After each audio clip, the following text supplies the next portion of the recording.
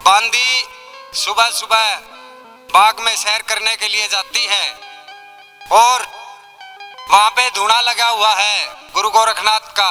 देख के क्या बताती है, बागों में हरियाली छाई हुई है, कुएं का पानी मीठा हुआ है। तो भागी भागी रानी बाछल के पास जाती है और क्या बताती है, सुनिए जरा इस भजन के माध्यम से। हाँ बोलिए गुरु गोरखनाथ की जय हो। इबे आगे गोरखनाथ रानी बागा में, इबे आगे गोरखनाथ रानी बागा में, इबे आगे गोरखनाथ रानी बागा में, इबे आगे गोरखनाथ रानी बागा में।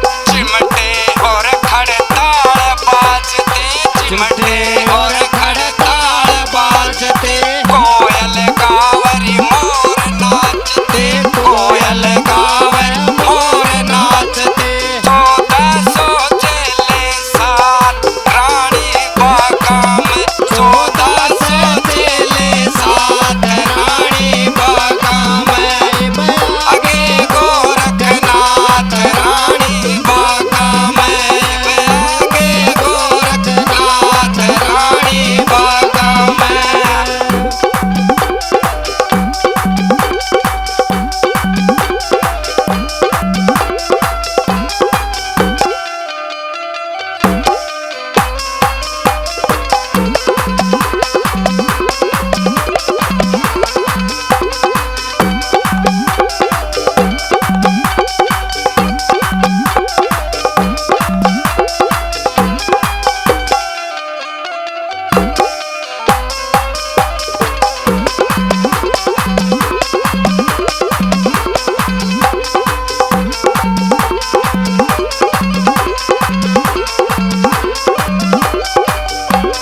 सिद्धियों के एक ऐसा आ